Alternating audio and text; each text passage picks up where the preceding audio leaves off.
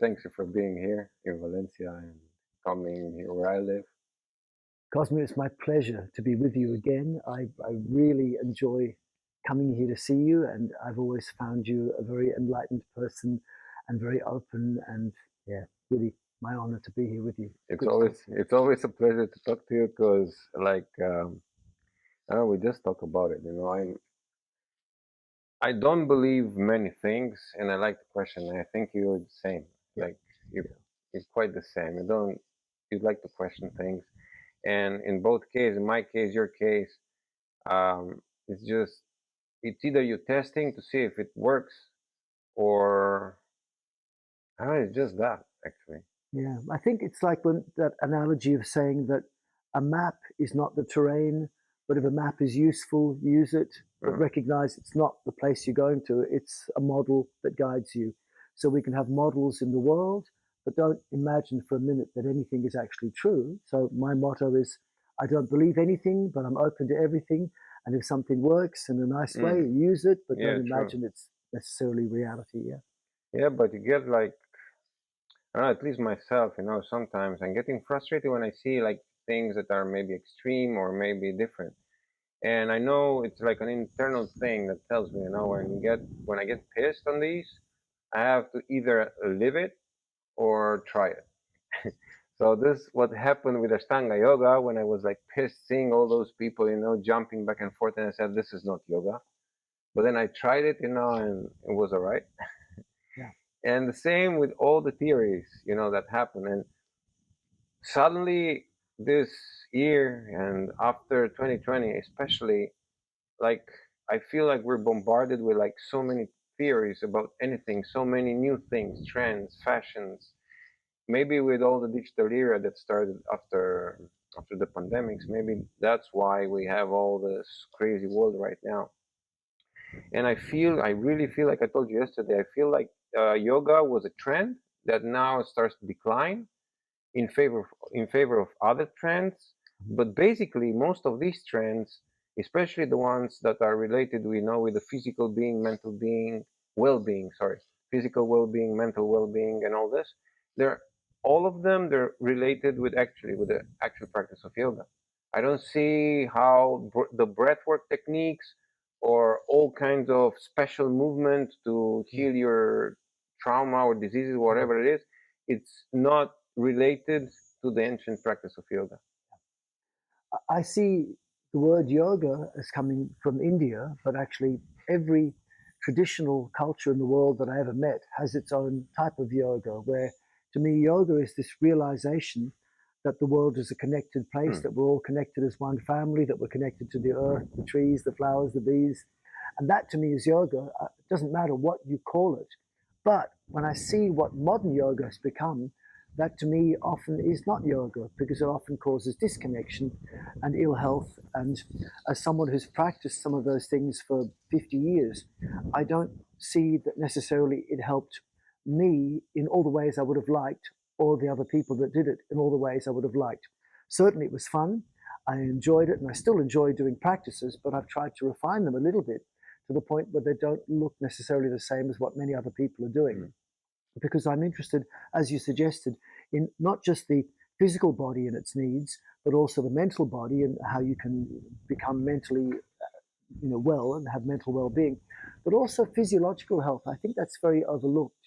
And most people look for physiological well-being by things with such as drugs and surgery to fix up internal organs.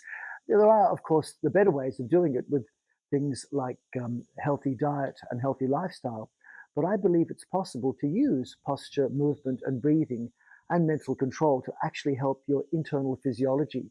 And I believe that's a really lacking part in the world of modern yoga. What the working with the mind in order to. Working with your physiology. Okay. I want to be like some of my teachers. I've got teachers, some of them who are in their hundreds, who are really healthy, and I'd like to think that as I get older, my internal organs work well, that I'm getting ongoing health in the immune system, digestive, reproductive system. Immune system got really big the last few years, Mm. because of all the supposed sickness that was going on. And it's obviously a very important part of the body. But the way most modern yoga works is it actually inhibits the immune system because it's causing a sense of flight or fight and inadequacy in the body, which turns off immune function, digestive and reproductive function. I mean, most people will say that exercise can cause stress, but I think everyone is so stressed out that actually it actually is causing stress to everyone. And they say exercise can cause stress that can deplete the immune system. That's well known. But I think everyone's immune system is so depleted that what we consider the normal person is not a natural person. And I believe it's possible that real yoga would have meant health not just for the physical body and your mind, but also the physiological body to really keep you young, like the Mm. yogis we've read about. So yeah, but in this case, so whatever you do then out of relaxation works. For example, I see like all these yogis, you know, that we were talking yesterday about this yogi you encountered in India, you know, that was like he was doing like all kind of stuff like effortless. Yes, yes, And then I remember all these, for example, of the all these Ethiopian or Kenyan runners that run like endlessly, you know, yes. like effortless. Effortlessly, yeah.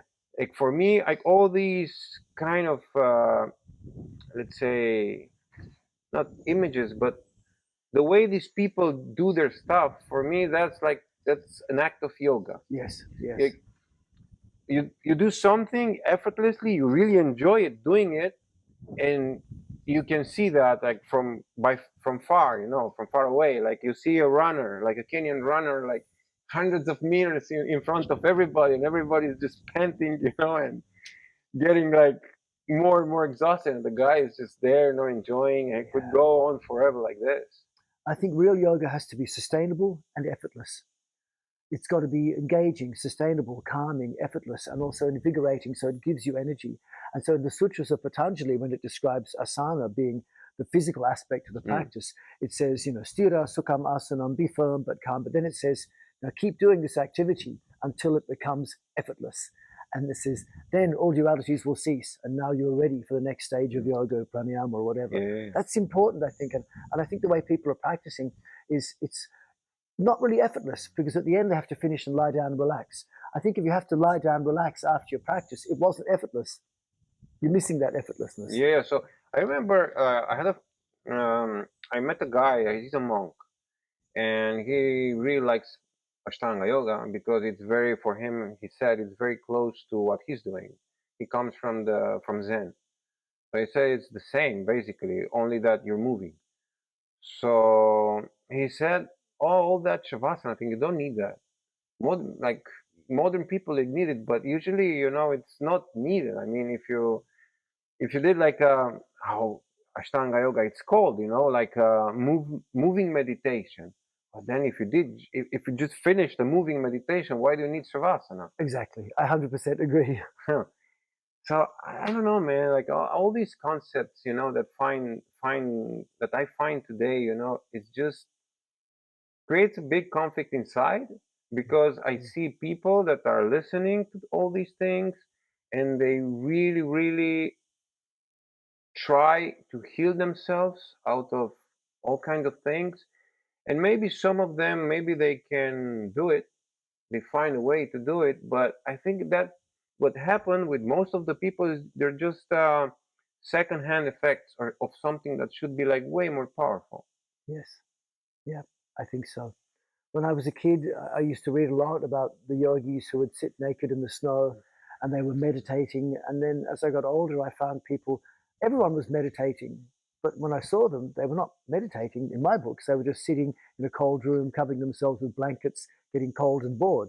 Mm. And that's why meditation is popular because it seems easy to do. But really, real meditation is a lot more advanced. And I don't think most people meditate when they say they are. Mm. They're just sitting, maybe concentrating, but to really meditate, you have to be doing something physiologically enhanced, such as creating enhanced blood flow without making your heart race, without having any stress at all. Be energized but calm. Not need relaxation afterwards because it's relaxing while you're doing it. So basically, it's like, for example, on a physical aspect, would be like practicing something effortlessly. Yes. And on the subtle aspect would be like being the same, but on the very subtleness of the human being, basically, no? Like what you do effortlessly with your physical body might be called as asana. What you do effortlessly here might be called meditation, Yeah, right? yeah, sure. Something like that. Yeah, you could look at it that way. Hmm. Although I think that we make these artificial subdivisions of the body because it's easier for our Yeah, reductionist minds to work that way. But in the end, what the body does totally affects the mind. What the yeah, mind yeah, does for affects sure. the body. So That's for sure. they're useful subdivisions. They're useful. But then, if you've got a pain-free body which works and you've got lots of energy and you're calm, it's much easier for your mind to be relaxed. Hmm. And if your mind is super relaxed and peaceful and happy, it's much easier to work in a way where your body's going to be happier and healthier, and you're going to do more things. And what do you think about that? There's so many techniques that go under the umbrella of breath work today. So Oh, you have like Wim Hof breath work, you have transformational breath work, you have uh, I don't know what rebirthing. rebirthing, You, holotropic breathing, all yeah, these sort of exactly, things. Yes, and many more. yes. And they're like very like present and what do you call them? What's the word? Marketed, yeah. Oh, they're very They're highly very marketed. marketed, Yeah. advertised on Mm, the mm, internet, mm. and I don't know what to say about it. Like I think some of them they're promising things that are actually not sustainable, or They're not sustainable. it's just the marketing around them. Yeah. Look, I believe that pretty much all of the ones that are the most popular are the ones which involve a certain amount of hyperventilation. Mm. And one of them, the Wim Hof one, involves hyperventilation followed by hypoventilation. So, just to be less technical, hyperventilation means breathing more than normal. Hypoventilation means breathe less than normal.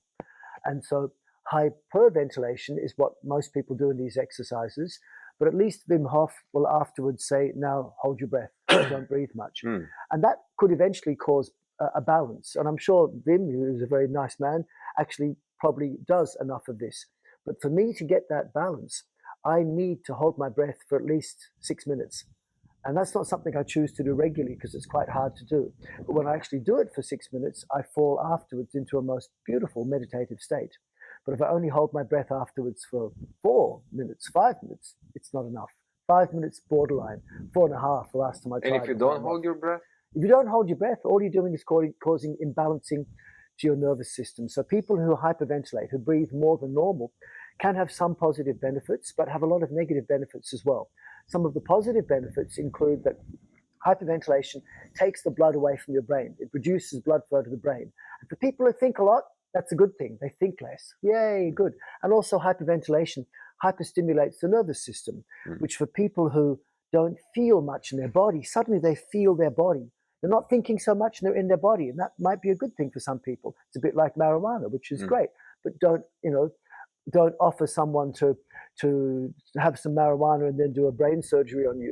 Like if someone is about to do brain surgery on me and they say, you don't mind if I smoke a joint first, I don't say, actually, well, I don't volunteer for them to smoke marijuana before operating on me. I want someone totally clear.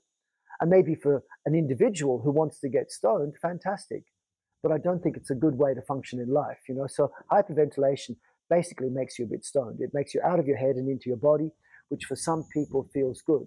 But at the same time, it reduces the entry of oxygen to your cells, which means that you're going to get, much less aerobic functioning of your cellular mechanisms, which is okay, I guess, but cancer cells thrive in that environment. So I don't think it's necessarily going to help you. It won't cause cancer, but it predisposes you to be putting your body in an environment where cancer thrives. It'll make you eat more as well. And at the same time, the hyperventilation will make your body think you're running away from a perceived enemy. You think you're running away from a saber-toothed tiger or something. So it puts your body into a state of flight or fight, where the state of flight or fight is one where mentally you're feeling anger, danger, lack of safety, lack of trust. And at the same time, your internal organ systems of immunity, digestion, and reproductive systems, they all will be switched off. Because if you're running away from a saber-toothed tiger, you haven't got the energy to put into immunity or digestion or reproduction. So I think mentally, this type of hyperventilation practice can lead you to a state which it might help some people, and it can make you feel like you're on drugs in a way that people might enjoy. But physiologically, I think there can be problems. And also, although it can bring you into a mental state where you feel sensations such as your ancient traumas or ancient, childhood activities, for some people, they might actually go, wow, now I'm reliving that past experience. I can see it wasn't that traumatic. But for some people with real trauma, you make them relive a trauma. They just live the trauma twice. So it doesn't even help everyone mentally. And I wouldn't feel comfortable giving that therapy to 1,000 people thinking it's going to help everyone mentally, because it won't. So you need to maybe do that sort of thing one-on-one, but then don't tell that person then to get into a car and drive somewhere. They're not functional. So the trend is here, and it may have some positive effects, but I see a lot of potentially very negative effects as well. And I think that really healthy people hardly breathe at all while doing activities. Fit people run fast, hardly breathe at all. People who meditate, which we know has potential for health on 100 different levels, meditating people hardly breathe at all. When you concentrate, you hardly breathe at all. And we know physiologically, this is what brings more blood to the brain, more oxygen to your cells. So to me, this hyperventilation phase, which many people are doing, is just fraught with danger. It's just a part of something that's way more complex. Yes. For example, in yoga, there are many techniques that are based on that, but the purpose, it's like you said, to breathe less, not to breathe more. Eventually, that's what healthy people do. It's like in our deepest, most regenerative cycle, sleep. Sleep is fantastic. I think what we need to look for more is practices which give the benefits of exercise and the benefits of sleep at the same time. Like exercise will make you use your muscles of breathing more, and that's good for you, but not if you breathe too much, and not if it causes stress. So if you get your heart rate up and you take too much air, that's not good for you. But if you use your muscles of breathing, like the kriyas of Hatha Yoga, like Uddiyana Bandha, Nauli, Lauliki, you're using your muscles of breathing, but you're not breathing at all. That can give you the benefits of exercise, at the same time, potentially give you the benefits of sleep, which involves hardly breathing at all. When we can merge the benefits of exercise and most people's idea of relaxation, the benefits of exercise with the benefits of relaxation and sleep, that's when the true yoga could start, I believe. Yeah, for sure. Yeah, man, because I see all these things, and of course we live in an era of technology. Like there's so much information everywhere, but if if it doesn't, if it's only a trend, it doesn't serve that much. Another trend would be the trend, like we're starting to talk about it, the trend of using sacred medicine or sacred plants, in order to heal yourself from stuff. But I think for many people, it's just having like a good high. Yes. And from my understanding, or at least the way I see and I feel yoga, it's like it's a complete state of awareness, of presence. And you cannot have this state of presence when your internal chemistry of the body, it's like disturbed by something out of it. Yeah. So I remember also, I think it's in Patanjali Sutra says that there are 3 ways to achieve samadhi. One was with sacred plants. Yep. The other one was chanting the pranava, the mantra, the om, and the third one was like through Raja Yoga, which is like meditation. Yeah. There's another one with Shaktipat. The guru could just give it to you instantly. But Yeah. the other 3 are all temporary, whereas the true path is the path of ongoing meditation and practice. Then it stays with you. Drugs also don't stay with you. Yeah, and I think this happens, because I think this is why so many people are now addicted to these experiences. Like, I think you're unprepared, and you have, let's say, an experience like a chemical experience, and then suddenly, even if you're unprepared, that's going to give you that's going to open a window so you can see what's beyond. But you're not prepared, so you can experience like good stuff or bad stuff. That's like a good trip or a bad trip, you know? If you experience a good trip, that's gonna last you, I don't know, afterwards, all the effects are gone, but you're gonna feel great like maybe a week after. If it's a bad trip, it's gonna be twice as long at least, you know? But then after that, you're going back to where you were. It's just like a memory. Oh, it was so great to take that thing, you know? Yeah. But actually, when we talk about like something that's uh, uh, something that stands, you know, that you achieve with maybe with some practice, and then it's stable. That I think it's only available in time. I mean, you need time in order to heal yourself, in order to understand yourself, in order to know yourself, and from that knowledge occurs like a tranquil state of mind, super tranquil state of mind, which I think Yeah. samadhi is. Yeah. Just a super awareness. I think that the psychedelics and ayahuasca and other types of mushrooms and psychedelics and even chemical ones like LSD, they have their place and they're Mm, useful. And my Tibetan Lama, when I was 17, said when he was in Tibet, he was given various types of medicinal plants, which he said would help him open doorways to parts of his mind mm. which are otherwise hard to find by himself. And then once the doorway was open and once he found the doorway, he could find it again by himself. So they have a place, I believe. But you can't just do that every week and expect to progress. You have to have other practices as well, and a really guided teaching that comes with it. And unfortunately, many people don't have this. But I think if you have a good practice, which is a good practice, which is a healthy practice without drugs, and then you take these things very occasionally in the right situation, they could help some people sometimes, but I think they're overdone. I think so too. I mean, you can change your chemistry only by breathing in a certain way or only by visualizing a certain thing. Like when you put your attention, for example, on a gland, you made that gland to do something, and that gland will totally change the chemistry in your body, right? When you focus on something. As soon as you focus on one part of the body, usually you get increased blood flow Yeah. to that part, which will change its chemistry to a certain extent. It will bring more, yeah, different blood gases to it. So the yogis use like the ancient system of chakras and nadis.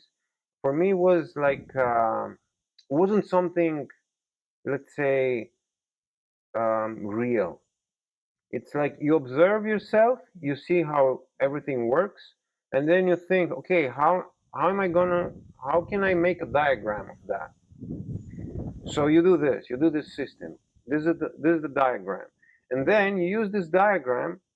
So intentionally, you can move blood flow, you can move energy, you can move like whatever you want through your body, through this body, that in this reality appears like a physical thing. Maybe in other reality appears like a light thing. Maybe in other reality can be anything else.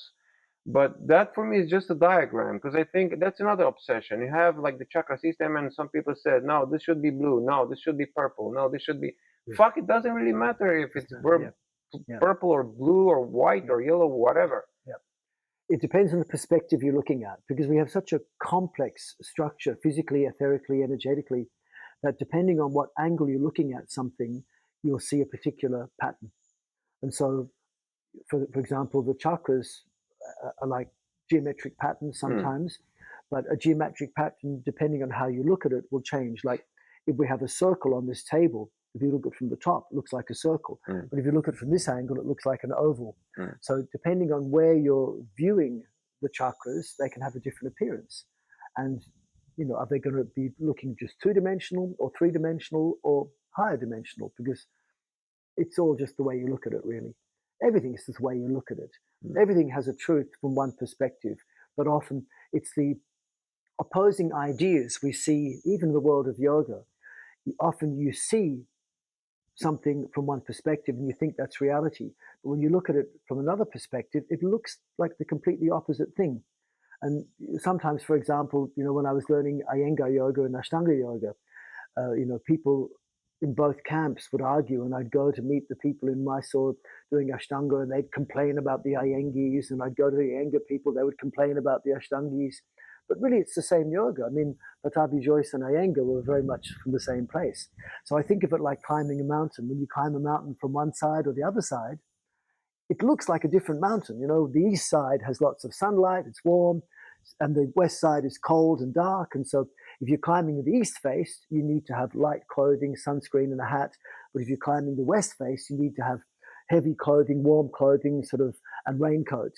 But when you get to the very top, you realize, oh, it's the same mountain. The guys meet each other on the top.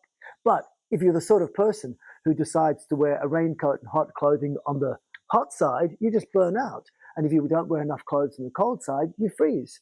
So it's not appropriate sometimes to take techniques from one system and put them in another system. Even though you might think it's all called yoga, for example, you can't just mix systems. You have to know what perspective was the teacher of that system coming from and what was their aim. Because sometimes they're not even aiming to get to the top of the mountain. Sometimes they're just aiming to have one effect. And that one effect may be a good effect, like a mental effect, but then you may be also compromising other parts of your physical body or your physiological body, or maybe even affecting in a negative way the people around you. So based on what you're saying, like for example, look at this difference between the ancient hatha yoga systems or practices, no, and the modern dynamic yoga. Um, they both get you to the same peak of the mountain, even if they're different. But what would be like? What would be the difference? Why choosing something where you move a lot and say that that's better instead of just doing like static poses? Say that's better because you don't sweat, you breathe less, you're more calm. There's a big difference between the systems. Yeah, there's a big difference between the systems, it's true. Some people are more predisposed to one type of practice or another. Like, for example, young people, they want to move faster. Old people tend to be happier moving slower. Young people want lots of change happening fast. Older people are happier with less change. Part of that's to do with not just their evolution in life, but also with blood flow. Like, for example, one time I was in a room with BKS Iyengar, and it was a self-practice session. He was practicing, we were doing our practice, and because everyone was a bit nervous to not upset him, we were all following him, just doing what he was doing, just copying, we'll do this pose. And then he got up and he was like, not angry, but strict, going, why are you all following me? You're all young. I'm old. Why don't go slow like me? You go faster. You're young. You can go faster. I'm old. I have to go slower. And so sometimes things like age will make a difference, but also sometimes the people's mental state will make a difference. So for some people, one type of practice in terms of posture, movement, and breathing will be more suited to their mind and body at the time than another type of practice. The paths to the mountain are always possible, but for some people, for example, the cold side of the mountain is better because they tend to have so much heat. And for some people, the hot side of the mountain is better because they tend to have a bit more cold. So I think that that's part of the reason why we have the different systems to accommodate people's different physical, physiological, and mental bodies based on their history, their genetics to a certain extent, but also just their life history, and their evolution in their personal life. Maybe something to do with this, perhaps. Yeah, it could be. Although it's all the segregation. That's another thing, that makes me wonder. All the segregation, for example, in the world of yoga. Like everybody talks about union, but even like that, it's like it's a lot of clash. Like for example, in Ashtanga Yoga, this is traditional, this is not traditional, so I'm not going to follow that. I'm going to follow what traditional is. But what is traditional? Yes, yeah. What is tradition? It's just an image. It's just a romantic idea. What is tradition? Yes, yeah. So can you practice and achieve samadhi without going to India? There's so many things, and the human mind just tricks us, and from what I see, it creates more and more havoc. For example, I'm coming from spiritual. I'm coming from Christian tradition, from Eastern Christian tradition, and I love the Christian tradition especially when the mystical part of it, because they speak a lot about demons and how to overcome the demons. But what are the demons? The demons, they're nothing less. They're nothing more than the mind, the thoughts. Obsessive thoughts. If a thought is very, very intense and obsessive, that's a big demon that you have to overcome.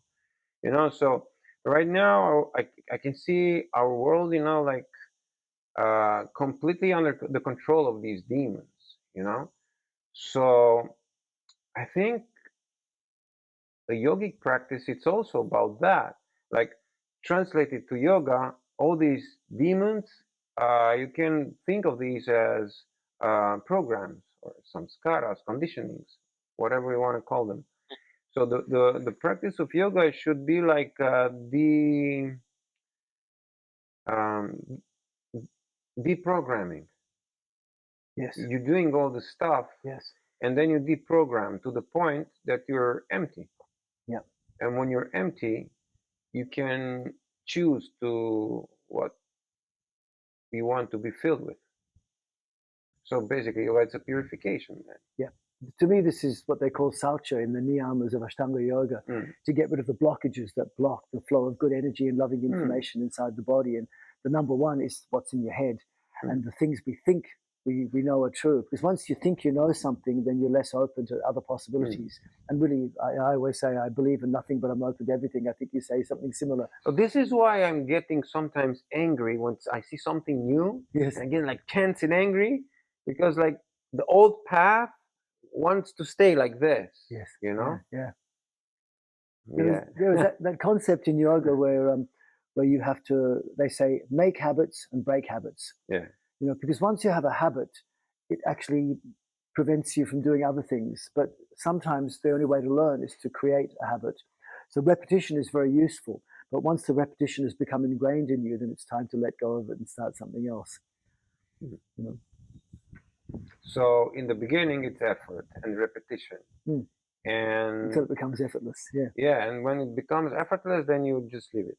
Leave it, and and if it's a good program and you let it run by itself, then let it run. But if you start to see it causes disruption, then let it go. I think once you make something repeat so many times that it becomes effortless, you stop putting mental concentration on it, and then it either is allowed to run by itself or not. We have good programs. Like you see a child who moves their hand in a certain way, and they'll move the hand 10,000 times, and after 10,000 times of repeating one little activity, they eventually learn how to crawl or walk or move, and they're useful programs. We don't think every time we move our leg or arm; it's just a subconscious program. But some of the programs we've been given are completely crazy. Like, if you chew gum in your class again, you're going to end up being a useless person for the rest of your life. I mean, some child might be told that when they're 6 years old, and they get a program ingrained for life. Yeah, for sure. And so get rid of these useless programs. But we have to look inside ourselves, find out what the programs are, and get rid of them. I think that's one of the most important reasons why we bother looking within and taking time with ourselves to find out what things are not helping us, so we can be better people. And there's another thing, like all this, again, looks like a trend. Everybody wants to get rid of the old trauma, which is okay. It's great. But trauma happens, and then it got stuck. And then the body says, I have this, but this guy is not prepared to release this. So I'm going to keep it till I see that he or she are prepared for that.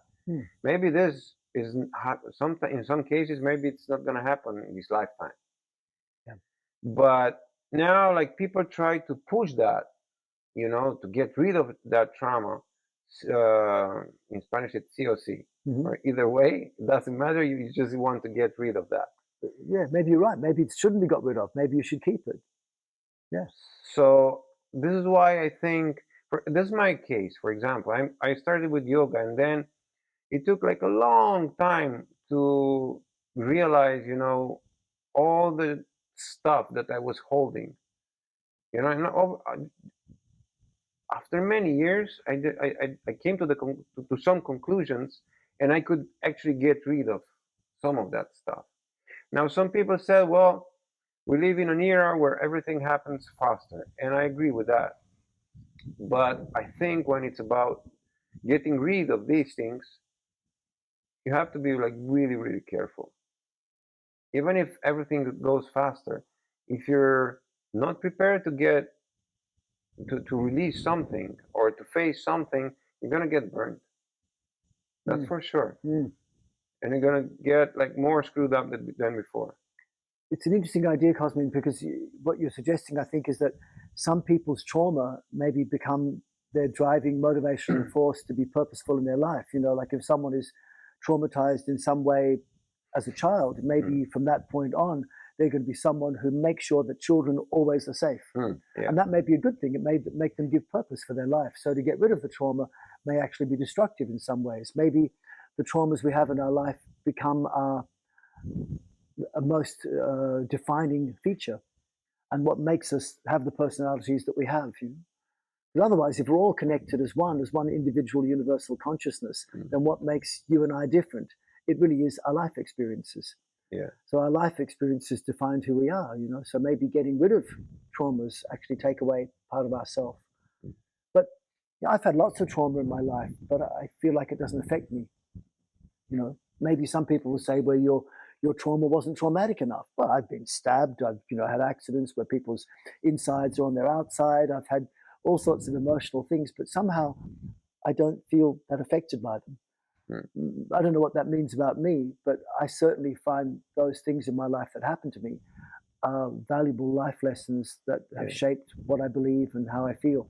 Also, I think it depends. It might depend on the strength of the nervous system.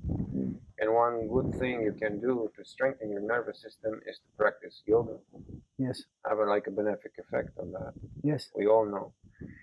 And going now on these things, also like all this yoga to get thinner, or yoga to for that disease, or yoga for that disease. See, for me, all these things are like opposites of what yoga should be. Me too. I mean, it's fragmentation. Yeah. It's not union. No, exactly. I mean, to me, the ultimate realization of yoga is that everything is fine the way it is, and that anyone can be in yoga. All you've got to do is say, "I'm happy the way I am." Yeah. But as soon as you say, "I want to get thinner, I want to get stronger, I want to get more flexible," already you're craving for something, and you're looking for the destination rather than the journey. You know, and this misses the point. And what? Also, another thing, therapeutic yoga. I know that it's very good for people to practice some exercises in a certain way. It would help them with whatever they have, like physical trauma, maybe emotional, whatever. What do you think about that? It should be called like yoga therapy, or it should be called like with a different name. It's a lot of misunderstanding. Totally. I mean, it's to me, it's an oxymoron. Oxymoron means two opposing ideas put together, like when you say military intelligence. I mean, fighting anyone and having the intelligence to do that. But therapeutic yoga, to me, therapy is the recognition that something's wrong. Can we fix it? Yoga is the acknowledgement that everything is okay the way it is. So you can use techniques of hatha yoga and use them to help remedy physiological, mental problems. But don't call the therapy yoga. The therapy is doing something which is going to change you, and hopefully in a better way. But that's not the yoga. The yoga is when you say, "No, enough therapy. Now I'm going to do yoga." To me, Yeah, it is like this. I can feel that way as well, because maybe all these things happen, because of not of the lack of the information, because it's like too much information nowadays, and with all this information like being available, like people tend to get like complete chaos in their minds, in their heads, and then you end up with all these combinations of everything together. I feel like my not my duty, but what I really want to do in what I do in the world of yoga is just to make it simple, to make it easy, you know. Mm. And in this, with this in mind, I find like in my case, for example, the Ashtanga yoga system, it's quite nice. Could be improved, yes, because it's not for old people; it's for young people. So I try to find ways to simplify everything because I think yoga, it's something that's for everybody. So basically, all the systems that we have today, they're nothing. It's like going in the supermarket. You can choose whatever you want to choose. But nowadays, if you offer something like really easy, really simple to somebody, they're not going to believe you. They're going to say, no, no, no. It's too simple. It's too simple, yeah, Yeah. because we live in mind. Mm. It's the era of the mind. Mm. And the mind tends to be complicated. Like a healthy mind wouldn't be like that. A healthy mind knows it's structured, knows, okay, that's like this. But a crazy mind, it's it can completely ruin everything. Yeah. And nowadays, because we live in an era of the mind, and because that mind it's like very unbalanced, everything gets like upside down. How do we fix that? Jesus. Yeah. How can you fix the mind? How, like, this is, for me, that's yoga, you know? You, Yeah. you fix your mind. Yeah. How the hell you fix your mind? It's the hardest one. I mean, to me, I remember coming to a revelation after some very profound experiences, and my revelation was, it's easy. You just have to enjoy your life, look after your body, help other people enjoy their lives. Mm. And I said this to someone, they say, oh, come on, can't be that simple. And I go, maybe it is that simple. But the enjoy your life, how do you choose happiness? You know, like if I say to a psychiatrist, a psychologist, you can just choose happiness. They go, no, no, no. You know, happiness is a choice, I say. But they say, no, for some people, they cannot choose happiness. Now, I respect psychologists and psychiatrists, but many of them I know before they became psychiatrists, they were unhappy people who thought this was a solution. Not all of them.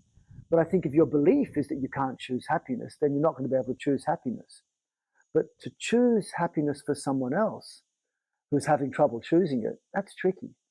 You know, there must be a way of doing it. That's why my basic program for people is it's going to be much easier for you to choose happiness if physically you are pain free and you are functional. You don't need to stick your legs behind the head. You just have to have no pain and do the activities that you think are useful for your life. And then physiologically, you have to have enough energy to do the things you do and be relaxed enough so you feel relaxed mentally, but also your nervous system is such that you're not going to be disrupting immune, reproductive, and digestive functions. So you can be healthy and live long and prosper. And then mentally, you just need to be able to be clear in your head and also find a balance between logical, intuitive thinking and also have the possibility that you have some purpose in your life, that you have some role, that you think like you're here for a reason. And for some people, you have to pick a purpose. But if you just have those things, then happiness is an easy choice to make. But if you've got no purpose, if you're wondering why we're here, then it's harder to choose happiness. If you're in pain or you can't function, it's much harder to choose happiness. If you've got no energy or you're stressed, it's much harder to choose happiness. So I figure, look, it's very difficult to get inside someone's head and go, you're a miserable person, I'm going to make you happy. At least give them the environment that gives them a better choice. Make them pain-free, physically functional, give energy and relaxation, and find a purpose. That's a general solution. Yeah. But if someone's had trauma, it's a lot harder. Most of the people have trauma. Almost everyone's had trauma. If someone's got stress, you just let them relax. If someone's got depression, give them something interesting. But most people are neither stressed nor depressed. They've got a bit of both. And sometimes that bit of both means it manifests as trauma. And how do you fix that? I mean, one-on-one help helps, but some people are in therapy for the rest of their life and it hasn't helped them at all. You know, so I just find that's a good general way of working with it. Work in a way that for some time of your day at least, you do a personal practice that gives you energy, keeps you relaxed, that also gives you a pain-free body and it's functional, you know. And then find a way of recognizing what a purpose might be in your life. And for me, the ultimate easy purpose is to recognize that we're living in a connected world, which is what every traditional culture has said to us. It's what modern physics has always said, that everything basically is a manifestation of consciousness, that everything is connected, everything interacts. Modern physics says this. Modern medicine, on the other hand, says everything is reductionist and a disjoint. But the highest level of science is physics, and that says everything is connected to your consciousness. And everything is connected is enough, no? So when you recognize this, that everything is connected, then why not act like everything is connected? In which case, treat people, treat yourself with love and kindness. Because if you want to connect with someone, if you want to make some sort of connection, you invite them for dinner, you give them nice food, you treat them nicely, talk sweetly. You don't invite them for dinner and steal their wallet and then shout at them. Connection means share good energy and loving information. So for me, that is a purpose you can ascribe to your life. Share good energy and loving information inside your body, treat yourself lovingly, make good blood flow while being relaxed, and then use that as a model for how you are in the world. Treat other people with respect, with kindness, the way you want to be treated as well. And that's a recipe for happiness. Find a purpose like that, I think you're right. Although I can see like many organizations, that are promoting that, but only if you follow their rules. Yes, yes, yes. You can be like that. We invite you in our community, but you have to obey these rules, and these are our rules for happiness. Yes. And like we all know, like most of organized religions are entering into this category. Yeah, yeah. And they stop you doing certain things. They actually restrict your freedom. They say, no, Yeah. you can't do that. You can't do this. It's a fine line. A lot of yoga communities are doing also these. Totally. This is our way. You have to do it like this because it's tradition. If you break the tradition, there's no continuity. Yes. It's tricky because even in a yoga class, I mean, I remember when I had some big yoga schools, and we would have someone coming into the class, and before the class, they're doing their own advanced exercises. And then the beginners who I'm trying to teach will see the advanced person and try and copy them. And then it makes it harder for me to teach them healthy, safe things for their body because they're seeing someone else do something different. So it's not that I want to say don't do, I don't want to take away someone's freedom. But if they're coming into a community where the community is filled with people who are easily influenced, then one person's behavior can affect everyone else's behavior. So I can see the sort of logic that some of these organizations have. But to deny individual freedom doesn't feel comfortable. And we live in a world where democracy is very, very big. But I think Plato was the one who said that democracy is really a dangerous thing because democracy is let's do what most people want to do. And organizations will say this is what most people want. But usually it's the head of the organization who says what most people want. Most people don't really know what they want, but the head will organize it. And that what most people want will then deny the freedom of the people who are the individuals who don't actually want that most. And so this leads to what I think is this big convoluted discrepancy in the world of yoga between the idea of duality and non-duality, the idea that we're all connected as one, but we're all separate individuals. And so somehow one of the big resolutions of practice in life and to practice yoga, or whatever name you call it, is to recognize that we are all connected, which is non-duality, but also recognize that we have our individual rights and we are all separate. And that's a big thing to resolve. What you've said was a big thing to resolve, Yeah. Because people like living in communities. They work better in communities. Yeah, for sure. We're designed to live in a community. Designed to live in a community. So if you're alone, you just disappear. Yeah, but this is why all religion is good and all religion is bad, because you see so much fighting between religions, but within the religion, there is usually goodness. There's holistic. It's only that the different religions disagree. And when they come together, there's clashes. But within the religion, it's all good. It's like when you do an exercise and you force your body and you put tension on it. Yes. But if you don't go 100%, if you go like 50% maybe or 60, you're still in a state of relaxation. And then everything works. Mm. But if you're pushing yourself to the limit, it's not going to work anymore. Mm. And I feel like that's what happens, in all these communities. Sometimes, the rules are so strict and are so imposed on the other ones that create tension. Yes. Yeah. And the people are afraid, to say that creates tension because they're afraid of being like excommunicated from these Yes. organizations, Yes. Yeah. and like this is perpetrated like a really sick attitude, actually, and nobody talks about it. Like, for example, with all these yoga scandals, they all surface after like 20, 30 years. Why would nobody speak Scandal. in Scandal. the Yeah. moment? Yes. Yeah. Somebody touches your case, say it. Yes. Why did you waited like, I don't know, so many years? So the guru died 20 years later Exactly. and The, scandalized the the, family. Yeah. yeah, this is not gonna help. No. This creates more havoc, and then people, get like frustrated, and they start to talk about this, and they get against a specific person or a specific organization, but it's futile because it's gone. It's like we talk about something that's not there anymore. Yeah. So I think this involves taking responsibility. You take responsibility for what you do and what you are. That means to know yourself really well, because if you don't know yourself, you're going to be afraid. And if you're afraid, you cannot take responsibility. And I think one of the problems of not only the modern yoga, but of the modern society is this lack of being responsible. Like, look at the politicians. Everybody says it's his fault. Look about the countries. No, no, it's that country's fault. In yoga, the same. No, no, no, the guru said, or the master said, or just. I think like these are things that need to be said, like in order to make something But work.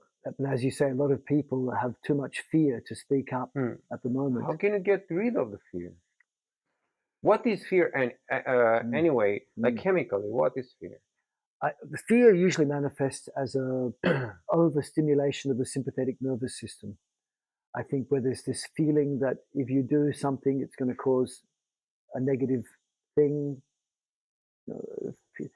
Fear is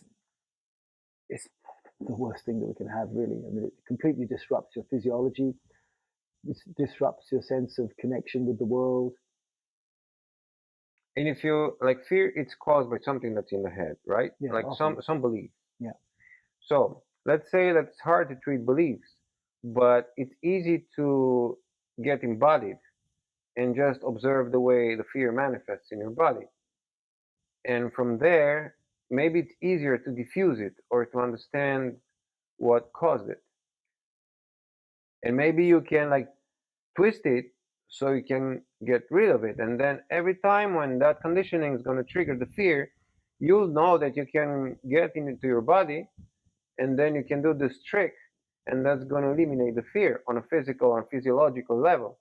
And like you said, everything is connected, everything. So if you solve the fear on a physiological level, that means it's somehow be solved on a mental level as well. Wow, it's a tricky one. It's a really tricky one. You think so? Yeah, because I mean, these are the answers to life, the universe, and everything.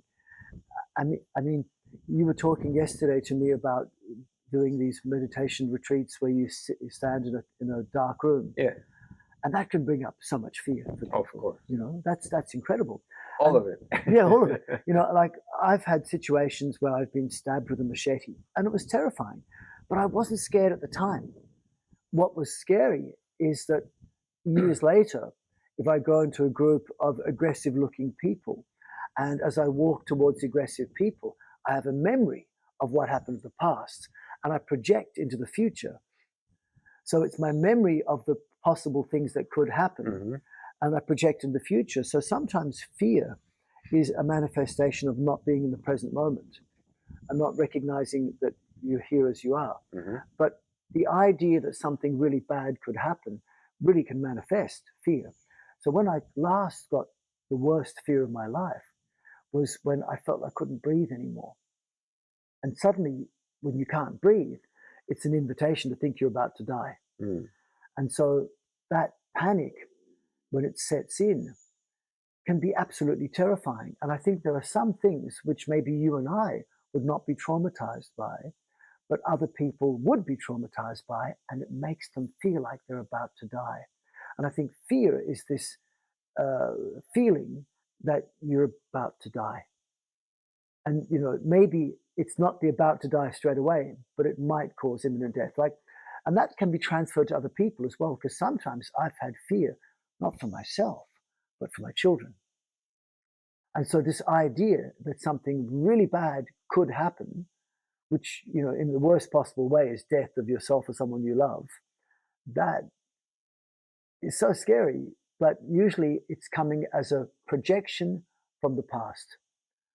And most projections from the past are useful projections, like, don't put your hand into the fire because last time you did it, it burnt your hand. And we learn with our projections from the past. But some of them lead to negative outcomes, Fear can be one of them. So how do we use the techniques we have to work with this? I think being in the present moment is really useful, to recognize that time is an illusion, and to recognize that what is in the past is gone, no longer exists. To what is in the future, what you might think is a future may never happen, and a lot of the things that we're most freaking out about never happen. So why do we freak out so much about them? So to live in the present moment is, what they're always saying. Every monk will tell you, be here now. But it's always good to know, subconsciously perhaps, that you had a past that you learned from, and there is a future that you have to prepare for, but primarily live in the present moment. And how can you be actually in the present moment? Because like many people, and sometimes including myself, I'm thinking, okay, be present now, but it's only like mind saying be present now, but I'm Yes. not there. I think this lack of ability to live in the present moment comes from our inability to live in our bodies. Because as soon as you're in your body, you go in the present moment. It's like that's what yoga practice is so nice for, because suddenly you're feeling your body, you feel connected. Whereas when you're out of your body and in your head can time travel so easily. Mm. And that's one of the things that we last talked about in our last discussion like this a few years ago, where we're talking about the effect of psychedelic drugs when they've been studied at Johns Hopkins University, was they found that the psychedelic drugs put you into the place which is the same place that profound and proficient meditation takes you to, which is a place where your time traveling center turns off. And suddenly there is no past or future, there's only present. And also your ego center turns off, where there's suddenly no separation between you and the people that you connect with in your life. Suddenly you're totally connected to everything around you, the activity that you're involved in. And this state, which is the state of profound and proficient meditation, but is also the state of psychedelic drugs and things like ayahuasca and mushrooms and LSD. This place is very healing in many ways. And this place really is so involved with being connected and being in the present moment. And when you can get connected in the present moment, that's when fear goes away to a certain extent. Or it could become the worst type of fear, perhaps, in some cases. But I think that's part of the key, this connection in the present moment. Because generally, if you're connected in the present moment with the activity that you're doing, most activities we do in our life are not life threatening. So if you just keep working on the present moment with the activities you're doing with you connected to your body, that's a recipe for happiness. Yeah. Maybe. I'm just thinking, you said that when I was in the dark room, I remember that like some fear entered in my head, and it was like almost no way to get out of it, because there was nothing that I could cling on. If you're like, if you have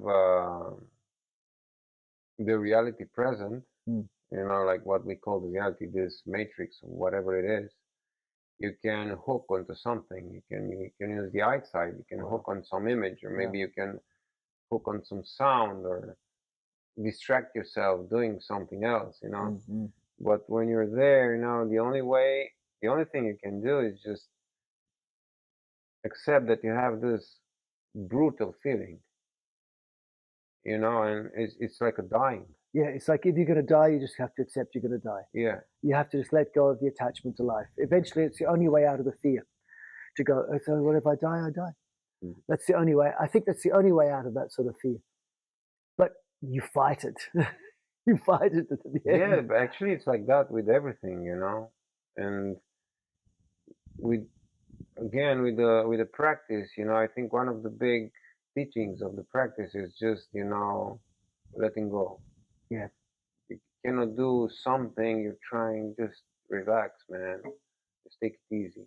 yeah, You know, this is why I think like most of the yoga we can see nowadays is just pure calisthenics or exercise, because it's like so much struggle into so much struggle, so reaching much your stress. feet or Yes, doing yeah. that, or It causes internal stress. It's it's the like Yeah, it's even with exercise. The modern concept of exercise is if you are weak, pick up a weight till you can't pick up the weight anymore, and your body fails and says, I'm not strong enough. I need to get stronger, so it builds up more muscles. If you are not flexible, you stretch until you can't stretch further, and your body goes, I can't go any further. I must be too stiff. Therefore, I must get more flexible. This is a way of telling your body, in a way, you are not good enough. You are not good enough. Get stronger. You are not good enough. You're not flexible enough. Get more flexible. But that subconscious message of you are not good enough, I don't think it's a good message. This is not a good message. Run fast. If you can't run anymore, your heart's going to fail. Better get more fit. You're not fit enough. You're not good enough. but how can you train, for example, how can you train, like how can you do like performance training on long run without stressing yourself? Because in the beginning when you learn something, there is stress, either way. I mean, Yes. you cannot avoid it. No. If you try to avoid it, then you feel like you don't do too much. No. And if Mm. Good. and if you want to actually to learn that, Yes. it's going to be like a lot of stress. You're going to get through a lot of pain, and Yeah. you're going to push yourself. So is that part, that part it's really needed, or can be done differently? Yeah. Can you skip that and also like become like really good in what you're doing? I believe it's possible to get flexible without stretching, to get strong without feeling tense, to get blood flow without your heart racing, to get energy without having to breathe so much, to become intelligent without torturous brain thinking. But part of the pathway relates to what modern exercise therapists give their Olympic runners. So, nowadays, an Olympic runner, if they're trying to get to the next Olympics, their trainer will say, you're going to run for 100 minutes. I only want you to get your heart rate up for no more than 10% of the time, maybe 10 minutes. But for the rest of the time, I want you to run so you can talk normally, which doesn't feel stressful. Mm. But that's not what the lay public believes. The lay public, sits in a chair all day, and they think they've got to get up at least 3 to 5 times a week to exercise hard and stress out. That's what's going to make them stronger. I believe that just causes stress. Whereas the elite athlete is told, with more modern scientific trials, that if they want to get to the next Olympics, the best results come if in 100 minutes of training, they only add stress to 10 minutes. I believe that's going to get them to the next Olympics. That's what they've actually shown. But if you want to live to 120, maybe only 1% stress, not 10%. And I think that's a much better way of working. You work in a way where you're just doing the gentlest movements. So gentle, in fact, that most people go, that's so gentle, it's boring. But boring is another way of saying meditation. But if you can do the gentlest movements and you repeat them 1,000 times, that will gradually teach your body to do the activity. So it's, instead of doing a 9 repetition maximum, you do a 200 repetition maximum of something easier. They say if you pick up a weight, the quickest way to increase muscle mass is to pick up the heaviest weight you can only pick up once, and it's going to be stressful. You put it back down, and then afterwards you can't pick it up again for at least another day.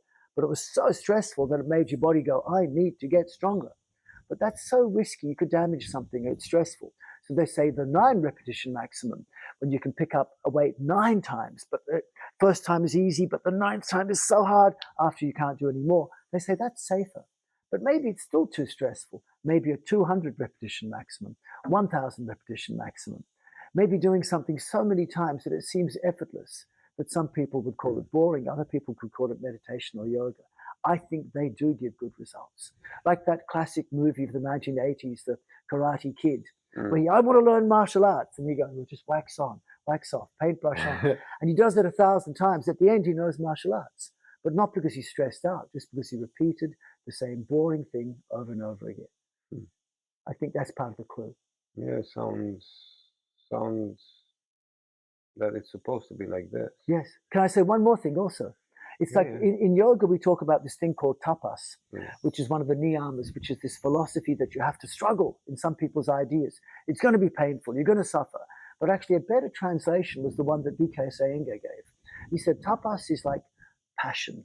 It's about doing your passionate best, doing something in a way where you just love doing it. It's going to be intense, but you love it so much. You're passionate about it. And they say that people are most conscious in their life when they're in love. And when you're in love, and love and passion are similar. So say, for example, you just got a new boyfriend or a new girlfriend or something like this, you know, when someone gets a new partner that they are suddenly interested in, the first time they come to your house, you go, oh, the house is a mess. I better clean it up. Oh, I look a mess. I better wash. I better clean. I better look good. Suddenly you're interested in what's going on around you because you're passionate, because you're in love. You don't have to have a lover to be passionate. You just have to have an activity. So find a way of doing our life activities where you're passionate about them. Then you do try, but it doesn't seem stressful. It just seems like you love doing it. I think that's part of the clue. So in order to do this, I think one small thing that you have to add, just forget about the outcome. Yes. Forget about the outcome. It's not about the end goal. Yeah, if you're concentrating on the outcome, you're just screwed up. Yeah. You're lost. Yeah, they said it in the Bhagavad Gita straight away. Don't be attached to the fruits of your actions, but rather be engaged in the actions. Yeah, but on a mental level, if you think about it, I don't know, it makes some sense. But actually, if you just realize it, you know, I'm just thinking right now, so many times when I was like out for a run, and I was thinking to get home in a certain hour, and okay, like it's almost done because I'm done with this for today. I got so tired, and I took like the short way home, you know, and I got home, I felt like really tired. And then there are moments when you just, I'm gonna run. So you go out running, and you run, and you run. At a certain point, you realize that you're like, actually, I'm really, really tired. I have to go back, otherwise I'm gonna sleep here, you know. But even like this, I get home, I'm tired, but it feels like it's a feeling of completeness inside. It's not an achievement. It's just a feeling of completeness. I don't know how to call it. No, it's true. And I'm not gonna brag about it, you know. It's just for me, you know. It makes all the difference. It does. I mean, we have a life. We have to live it, and it's sometimes doing things is really useful. In yoga, at the end of the day, you're tired. In yoga, so many people now are concentrating, like doing that series of postures or doing that pose itself or doing that, and one day I will be able to do handstands. Yes. Like be straight like a stick, you know? Mm-hmm. Just that makes it harder. Mm-hmm. No, man. It's true. I've had people who comment on what I'm writing online sometimes because they say that's not the pathway to achieve a handstand. And I go, well, if you're, who cares? Exactly. So they say, if you want to do a handstand, you have to. It's not my aim. If a handstand happens, sometimes it happens.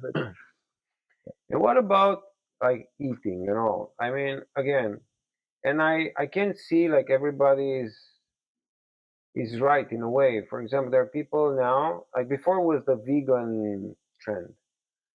And now there are people who support the idea of eating like healthy meat, like meat from animals that were grown organically and all that. Yeah. And most of them, like many people say that the meat, for example, it's an important ingredient for men, especially because it brings up the testosterone level. Some other people say you can live out of prana, out of air. We talked about yesterday. I'm really interested in that. Yes, some people only eat meat, nothing else but meat. Exactly. Exclusively, yeah. So there's something right in all this. There's a certain recipe. recipe for every person in the world is different. I think the big common factor is the less you eat, the longer you live. That's something which they've Whatever studied. it is. Whatever it is, the less you eat, the longer you live, and it seems like that's something which they've deduced from animal models, going up from mice to older animals.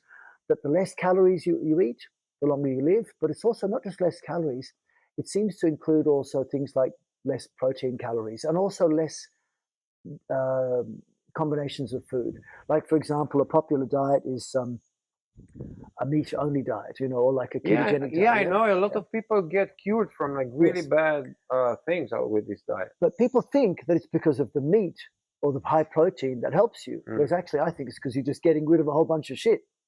If you get rid of all, grains have got so many problems. So you get rid of all the grains and all the complex carbs in your diet, you're going to be a lot better, less diabetes. But you've still got the problems from all the high protein food. So then some people go, get rid of the high protein diet. And then they go, yes, I get good results because high protein food's got a lot of problems as well. So I think the more you get rid of, the better you have.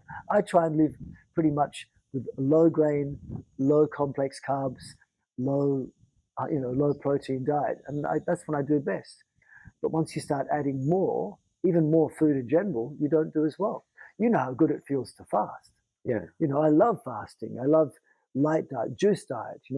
That's another thing. Like there are some people who say that who claim they're living out of prana, or maybe I don't know, a lifetime only with juice, or and like the science says no, you need those calories, you need those substances, and on contrary, these people say, well, you have to concentrate on the prana. The prana is like the main motor of this. All what science says is just secondary. What do you think on this one? I think it's possible. I know of people who have done this long living off just air and sunlight. It seems crazy, but when you think about it, there are some hints to suggest it, like the idea that heme is this main, light blood oxygen. Sorry, heme is this molecule in our body which is part of hemoglobin, which carries the oxygen. But heme looks functionally and structurally, it looks structurally almost identical to the light harvesting complex chlorophyll in plants. Maybe heme has a light harvesting property. Also, many of the bacteria that live inside us can actually produce protein by collecting nitrogen from the air. Nitrogen is supposed to be inert inside our bodies, but there are things that can fix nitrogen inside our body to make protein. Maybe we actually collect some of these. And they've done many studies on different types of animals going back hundreds of years, where they suggest that maybe some atoms inside our body are being changed. Like, for example, many studies on chickens, where you feed the chicken a certain amount of food which contains a certain amount of calcium.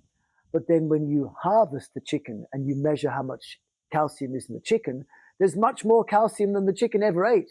So somehow the chicken is making calcium. Maybe the chicken is undergoing a process of nuclear fusion and actually changing atoms inside their body. I mean, there was always the alchemist's dream of changing lead into gold. I mean, why did this happen? Nuclear fusion is possible, but at the moment they talk about nuclear fusion only taking place in the sun. They talk about the possibility of nuclear fusion taking place in thermonuclear bombs, but they're trying to make nuclear fusion work as an energy source. They're also trying to talk about now a lot of cold fusion, where this sort of thing can happen at room temperature. Maybe it's happening inside our bodies already. Maybe we're harvesting light. Maybe we're able to live off just air and sunlight. But you have to train yourself. You have to train. And we have to get rid of all the poisons in our life and all the bad habits. So most people are not going to manage it, but there are seemingly a few people who can. And I can see the logical sense in the science by making it possible. So, it's like, for example, when you fast and then you're off and then you start to drink, you don't feel like you're hungry, but it's just like the tongue and the mind says, eat. Yes. It's just a conditioning.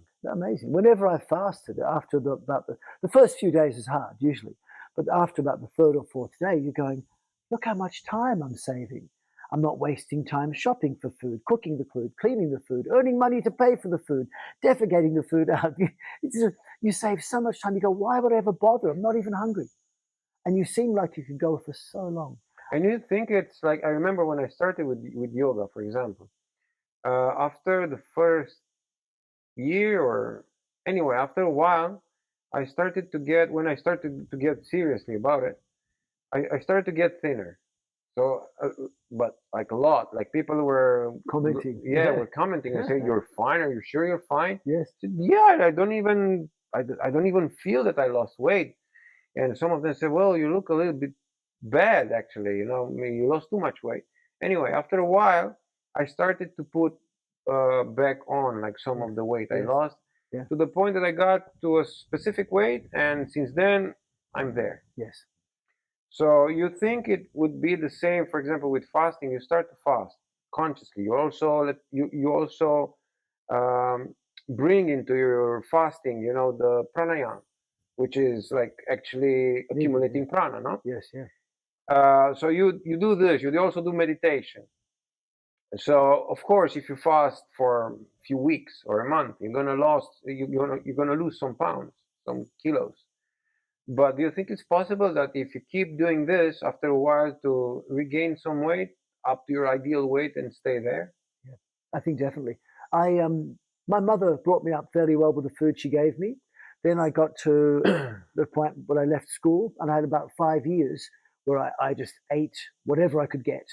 And I worked in a cinema. I would eat chocolate chips and ice cream, and I had no money, a student wage, and just trying to earn what I could, but eat garbage. And then eventually at 22, I collapsed. I was just really sick. And then I tried to heal myself with different diets. And when I was 23, I went on a long fast. And I, fasted for a month on water. And then I kept trying to do other types of fast. And I lost so much weight. Like people said, I looked terrible. I was at least maybe 5, 10 kilos less, from 60 kilos to 50 kilos. And it looked horrible. But I realized that what I got rid of was the chocolate chips and ice cream body. Then after that, over the next few years, I lived off fruit and salad exclusively. And I built up my body back to 60 kilos, which is pretty much what I've stayed for the last 40 years. But then whenever I fasted after that, I didn't lose weight. And my mother at one point saw me fasting. I did a 6-month juice fast. And, she got worried. She said, Simon, I love my mum. She said, Simon, you look too thin. I'm worried about you. You haven't eaten for months. And I look in the mirror and I thought, oh, I do look a bit thinner. And I checked my weight and I was 2 kilos heavier. And after 6 months of juice fasting, I looked thinner, but I actually had put on weight. So But it was actually, muscle, not fat. yeah, that's one thing. And the second thing is like the programming that's in our head. Hmm. You don't eat, you die. Yes, yes. So then anybody who knows that you don't eat is going to see you through this filter, Exactly. and it's going to see you And thinner. you look thin, you look unhealthy. Yeah. Whereas fat people supposedly look healthier because they're the normal people. Wow, man, this is such a big, such a big thing. It is. And for me, when I actually fasted and did not lose weight, although I looked thinner, she thought I was sick because I was thinner. I felt healthier. I felt stronger, like you felt healthy and strong. And then my body was not disintegrating because it was made of mung beans and fresh fruit and vegetables. It wasn't made of chocolate chips and ice cream, so it doesn't disappear. Hmm. I think there's a lot of media hype in all of this. What does the healthy person look like? What does the unhealthy person look like? Wow. Most people are just unhealthy, and unhealthy is made to be normal. I had a good one with my blood tests, because blood tests will show that for me, I have too little iron in my blood. Mm-hmm. And I say to the doctor, so my ferritin is too low. And they say, yes. And I say, but what's the ferritin for? And I know what ferritin's for. They say it's your iron reserve, so you can make better hemoglobin. And I say, but my hemoglobin levels are fine, aren't they? Yes, you've got good hemoglobin, they said. But in that case, why do I need an iron reserve when I've got enough hemoglobin? And they say, well, you always need to have a reserve. But I said, but if my levels are normal, which are more than what I've got, that brings me closer to the level where you call it a disease. So my level, you're calling abnormal, I'm calling natural. Your normal is closer to a disease, and my natural is further away from the disease that they call hemochromatosis, where you have too high levels of ferritin. I have enough to function. I have lots of energy. But they say that normal is what we should aspire for. But maybe they've forgotten what natural really is. And natural is not normal. Mm. Same with body weight. Same with body image. Yeah, actually, like there are all these numbers, you know, the science give you, and it's funny because they are changing. With like maybe 20 years ago, these numbers were different. Now they're different. Yeah. And I think it's most of this is maybe marketing. Yeah. So what one should trust, you know, like my father, you know, got sick with the disease of the millennium, you know, cancer, Yes. and Yes. then he started to do chemo, Yeah. and at a certain point he said like I don't feel good, you know, he just stopped it, and right now he's fine. I spoke to him. He put back all his weight. He has like appetite. He likes to eat. He feels good.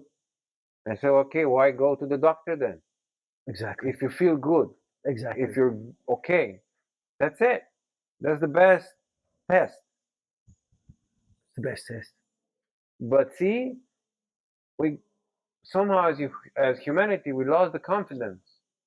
Yeah. We think like we have to go to there and ask, am I fine? Am I okay? Like, Yes, screw yes, you it, have to man. ask. Yeah, just look. It's like the last few years of the sickness of the last few years where people are feeling fine, but they have to go for a test to find out if they're sick. Yeah. Actually feel fine, but they're sick. Oh, okay, I didn't know. Yeah, just stay with yourself for 5 minutes, for crying out loud, you know, Yes, and yeah. then you realize if you're good or not. Yeah, yeah. We've been misled. It's the same with many people test their health through blood tests. And they're not even knowing they're sick until they get the blood test. But the blood test is a funny one because it's like what we're measuring, you measure the venous blood, the blood coming from the veins. And the blood coming from the veins is the blood that's already been used by the cells. So it's like walking into someone's house and seeing all this food at the table and going, no one's eaten.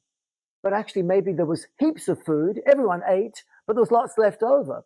But you think they didn't eat because the table is full. Or you might come to see an empty table at someone's house and assume that, this house has got no food. Well, why? Because everyone just ate the meal. So the cells, when they use the nutrients in our blood, they will leave what they don't need in the blood. When we're measuring a blood test, what you're reading is what the cells didn't use.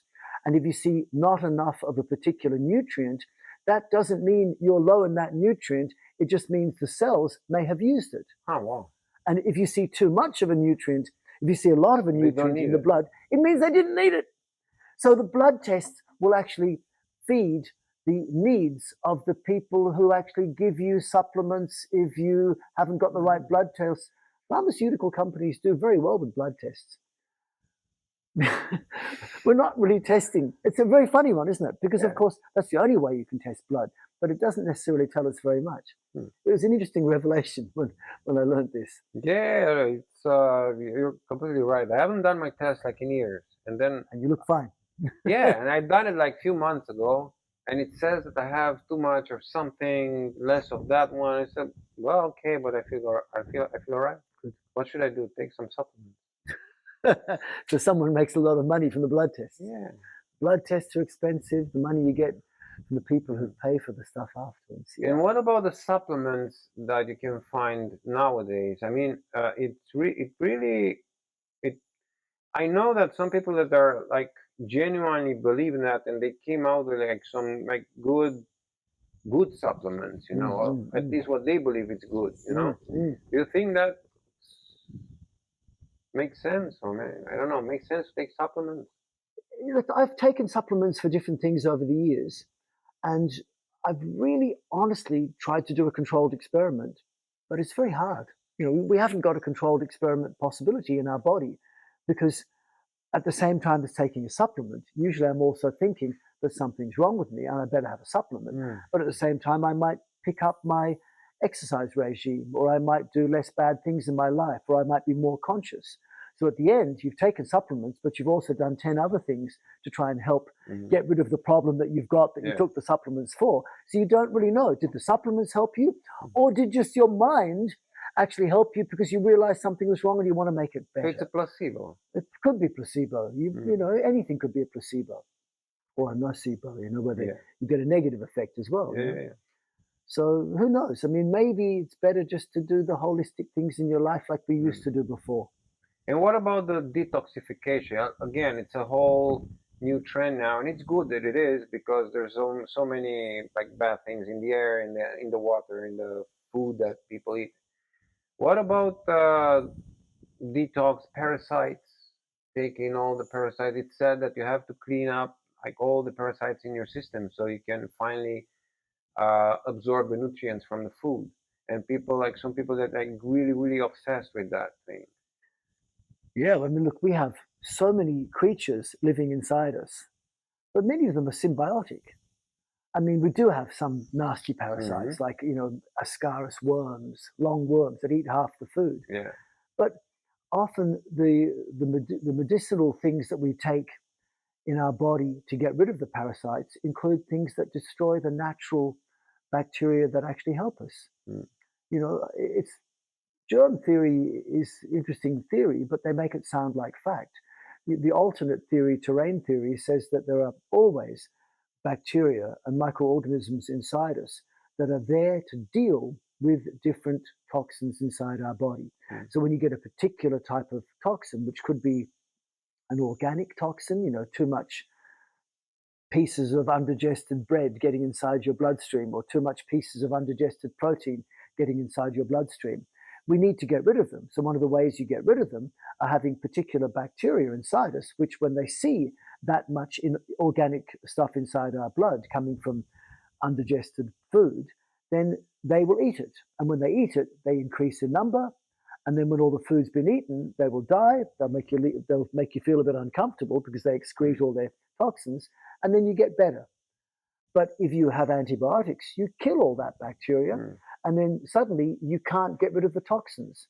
And the toxins build up, and then eventually it becomes a major problem in your life because you've got to get rid of them. Otherwise, they cause major problems like cancer or immune disease and stuff like that. So we're told get rid of the parasites, but maybe the parasites are there for a reason. Mm. But some parasites are maybe not there for a reason, like long Ascaris worms, which, you know, many people, if they take a deworming tablet, will actually get rid of all sorts of big long worms coming out of their body. Maybe they were not there for health. Maybe they were there just because of the ill health lifestyle that many people live. You know, living off processed foods, packet foods, too much food, breathing toxic air. You know, maybe this is an invitation to bring the wrong type of parasites inside our body. Mm. But it's so, you know, get rid of some, keep others. But having some things inside us could be really good, I think.